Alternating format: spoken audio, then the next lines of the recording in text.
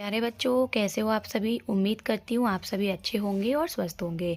तो बच्चों, आज हम आपके साथ क्लास 2 की जो हमारी क्लास थर्ड की जो हमारा सेकंड चैप्टर है चींटी, इसकी जो कविता है चींटी, आनंदमय कविता है, बहुत अच्छी कविता है। इसको हम पढ़ेंगे, इसका अर्थ समझेंगे, साथ ही हम इसके अभ्यास प्रश्न को भी हल करेंगे।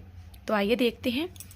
हर पल चलती जी जाती चींटी, श्रम का राग सुनाती चींटी, कड़ी धूप हो या हो वर्षा, दाना चुनकर लाती चींटी।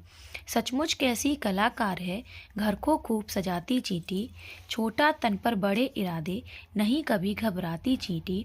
नन्हे नन्हे पैर बढ़ाकर पर्वत पर चढ़ जाती चींटी। काम बड़े करके दिखलाती, जहाँ कहीं अड़ जाती चींटी।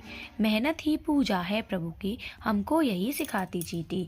तो यह जो कविता है वो हमारी वीणा पाठ्यपुस्तक की हिंदी की बुक से ली गई है। इसके रचयिता जो हैं वो प्रकाश मनु जी हैं। अब प्रकाश मनु जी ने हमें इसमें क्या सिखाया है कि इस कविता के माध्यम से कवि यह कहना चाहते हैं कि जिस प्रकार एक नन्ही सी चींटी हर पल बिना रुके चलती रहती है और अपने लक्ष्य को प्राप्त करती है, वह किसी भी परिस्थिति में घबराती नहीं है, उसी प्रकार से हमें भी मेहनत करना चाहिए। यानी कि जो प्रकाश मनु जी हैं उन्होंने इस कविता के माध्यम से मेहनत के ऊपर जोर दिया है कि हमें हमेशा मेहनत करनी चाहिए। बिना मेहनत के हमें कुछ भी चीज़ हासिल नहीं हो सकती। तो अब हम इसका हर लाइन का अर्थ समझेंगे कि हर पल चलती जाती चींटी, श्रम का राग सुनाती चींटी। कभी कह रहे हैं कि चींटी हमेशा काम करती रहती है, हमेशा काम करती रहती है और हमें मेहनत का गीत सुनाती है कि हमें ये देखना चाहिए चींटी को कि वो कभी एक जगह पर रुकती नहीं है, बस चलती ही रहती है और मेहनत बहुत करती है। तो चींटी के माध्यम से हमें मेहनत की सीख मिलती है। कड़ी धूप हो या हो वर्षा, चाहे कितनी भी तेज धूप हो या वर्षा पड़ रही हो, लेकिन दाना चुनकर लाती चींटी, लेकिन वह दाना इकट्ठा करती ही रहती है। चींटी सचमुच कैसी कलाकार है, घर को खूब सजाती चींटी। चींटी अपना घर भी खुद से बनाती है और उसे खूब सुंदर सजाती भी है। वो किसी दूसरे के घर में नहीं रहती है, बल्कि वो अपना घर बनाती है, अपनी मेहनत से बनाती है और उसे सुंदर सजाती भी है। जिससे हमें यह सीख मिलती है कि हमें भी हर समय मेहनत करते रहना चाहिए, चाहे हालात हमारे कैसे भी हों। अगर हम लगातार मेहनत करेंगे तो हम एक दिन जरूर सफल भी हो जाएंगे। छोटा तन पर बड़े इरादे, चींटी देखने में तो बहुत छोटी सी है, बहुत छोटी सी होती है चींटी, लेकिन उसके इरादे बहुत मजबूत होते हैं। नहीं कभी घबराती चींटी, वह अपने किसी भी चीज़ से नहीं घबराती है, वो कभी भी किसी चीज़ से डरती भी नहीं है। वो नन्हे नन्हे पैर बढ़ाकर पर्वत पर चढ़ जाती चींटी। चींटी अपने छोटे छोटे पैरों से पहाड़ों पर भी चढ़ जाती है। तो हमें यह सिखाती है कि मेहनत करना ही भगवान की सच्ची पूजा है। ठीक है।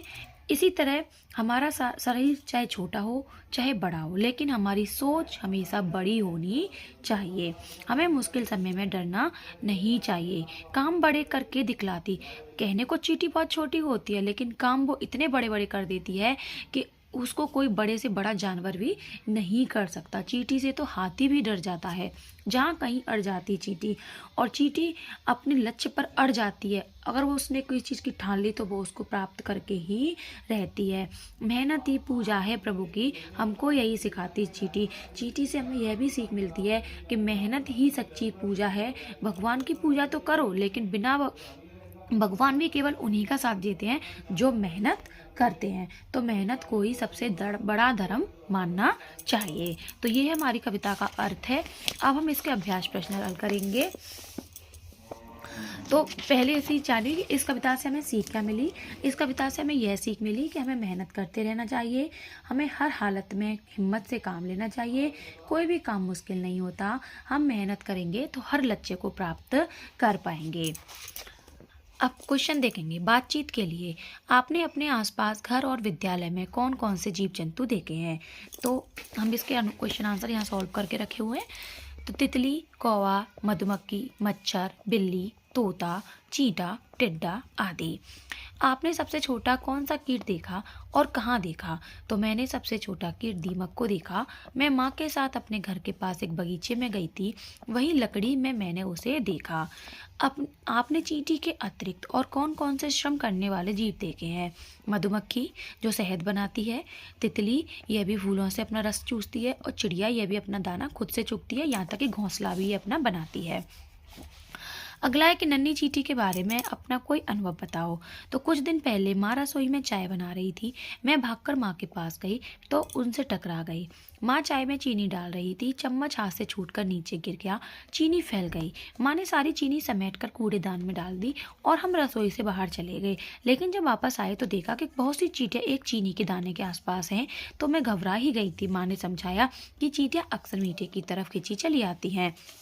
अब है कविता से आगे। नीचे कुछ वस्तुओं के चित्र बने हैं।